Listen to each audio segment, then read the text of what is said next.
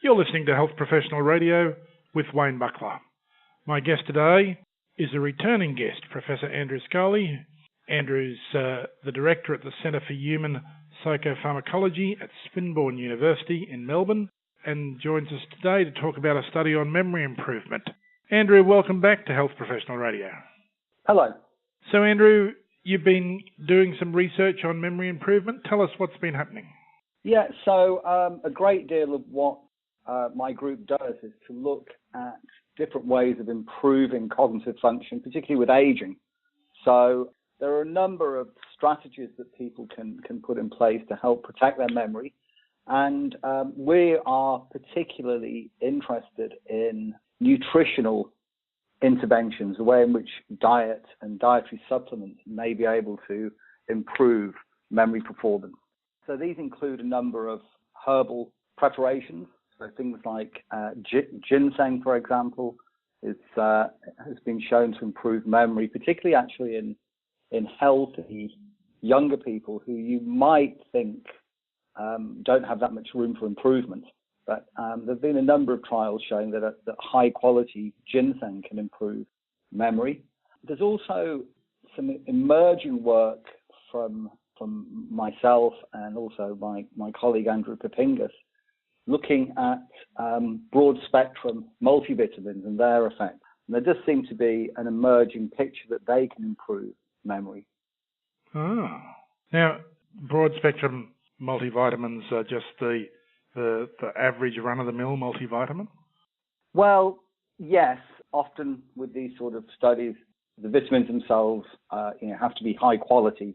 And I think if people are thinking about taking one, then they should probably take one that has been researched because, first of all, that it's having the desired effect because there's research behind it. And also you're helping to pay something back, I guess, to those companies that have really got behind research rather than just sort of using it to sell their products. And, I should say at this point that a lot of these studies are funded by industry. I need to really make that very transparent. So a lot of the studies that our group has been involved with are sponsored by Bayer, who make Berocca, by Swiss, and by Blackmores. So, and all three of those make high quality products. And I'm sure there are plenty of others out there as well. I'm not here to sell vitamins for these people. It's one of the problems, though, isn't it, with all the complementary medicine? Like you can't get a drug patent on ginseng. No, that's right, and it's been said that you can't patent a plant, and that's certainly the case. What has been an interesting development over the last 5 or so years is that actually big pharmaceutical companies are beginning to invest in smaller companies that make nutraceuticals or supplements. I try and avoid the terms complementary and alternative medicine just because they're such a broad range of interventions, some of which don't have any evidence behind them, and some, like ours, have a very good body of evidence. So I prefer to talk about bioactive nutrients or bioactive plant extracts. So we know that when we look at cognitive decline, one thing that's interesting is that not everything goes. Some aspects of cognitive function are maintained. So things like general knowledge, your vocabulary, verbal ability, that sort of wisdom kind of cognitive domains actually can kind of increase, if anything, with age. But there are problems that occur with aging, including tasks where there's kind of time pressure to undergo them. And generally the speed at which we process information goes.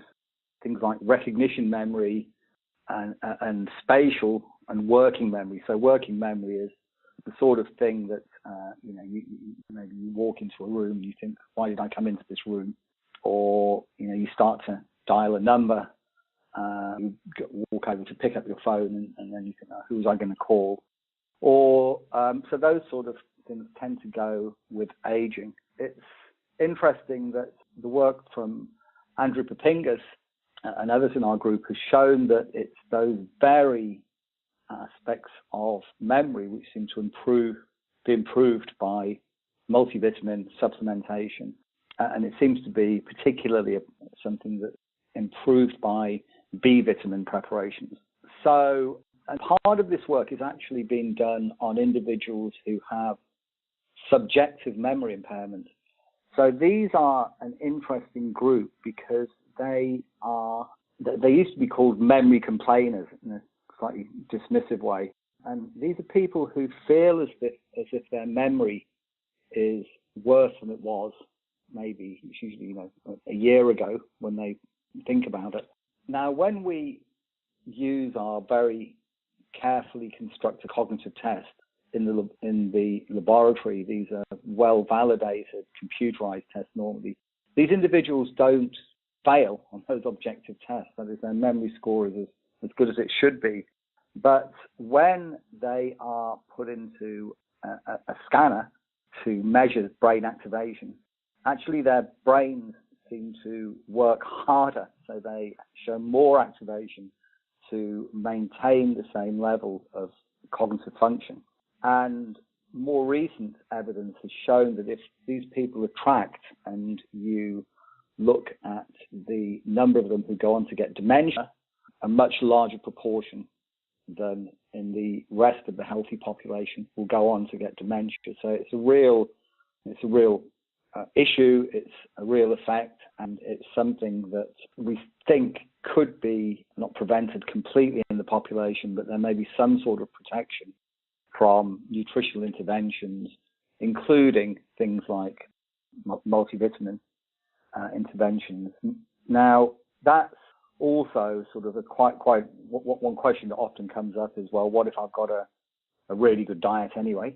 And it's an interesting question, and probably if you have an absolute optimum diet, very rich in good, brightly colored vegetables, for example, maybe you don't need the supplementation, but you certainly don't need to be clinically deficient in any vitamins in order to benefit from vitamins. And there's a great deal of evidence now showing that that's the case. It's such a low-cost intervention in terms of side effects and in terms of actual cost and in terms of convenience. It strikes me as one of those, why would you not just do it? You're absolutely right. And in fact, if you look on the Harvard Medical School website, they suggest, multivitamin might be something that people should take. They call it a kind of insurance policy. Yes.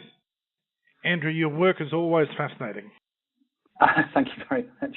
And then I guess more recently there is some work that we've done actually showing differences in brain activation following supplementation. So, this is very exciting for us. And it's also, it shows a number of things. So one is that it shows that supplementation with these B vitamins, or including B vitamins and other multivitamins, it shows that, first of all, that they are getting into the body, they're crossing into the brain and having real physiological effects on brain activation. So we know that they have what we call central bioavailability, which is important. And more to the point, it helps us to try and understand the mechanisms by which they are having any benefits. And this does seem to be in increasing brain activation during task performance. So particularly in the areas of the brain which light up when people perform working memory tasks. So the very sort of tasks which go with, start to decline with aging. Andrew, the work that you're doing, are you anticipating publishing in any sort of foreseeable time frame? Yeah, so all of the work that our group does is, we do it to high standards. So these are all what we call double-blind placebo-controlled trials wherever we can. Sometimes, we've done some work looking at the Mediterranean diet, and it's not easy to double-blind that when you actually are changing people's whole diet. But all the vitamin studies are performed double-blind. We've just published one of our studies on Berocca in the journal Nutrients, looking at the positive mood effects, and we're currently writing up the brain imaging effects from that trial. And a lot of these are published. A recent publication, actually, which was a slightly different twist on what we normally do in these studies, was we got people at the end of the trial. We asked them if they had any changes that they'd noticed, either positive psychological, negative psychological, positive physical, or negative physical changes that had occurred over the course of the trial. So this was done after they'd stopped doing after they'd stopped the trial, and then we got somebody to categorize their statements as mental, cognitive, or physical, positive and negative, and then once we'd categorized all those statements, we then unblinded the study so that didn't influence anything that had already been categorized. And what we found was that these statements revealed that those who had been in the vitamin group showed significantly improved mood and emotion. They slept better, and they had increased energy and alertness. Intriguing and interesting. As I say, it's one of those things that, from my point of view, you wouldn't wait for the science. You'd just go, it's such a cheap insurance policy, I'll try that and make it part of my daily routine. But it is intriguing that you have the evidence coming for it, and congratulations on having a result that's so clear. Thank you very much. Andrew, it's been a pleasure having you on. I realise you've come away from your conference to take the call today, so thank you very much for that. That's okay.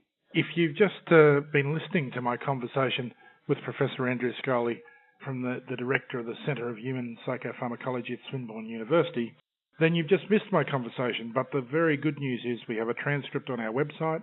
You can also listen to a sound archive on both YouTube and SoundCloud.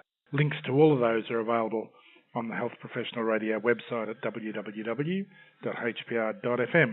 This is Wayne Bucklar. You're listening to Health Professional Radio.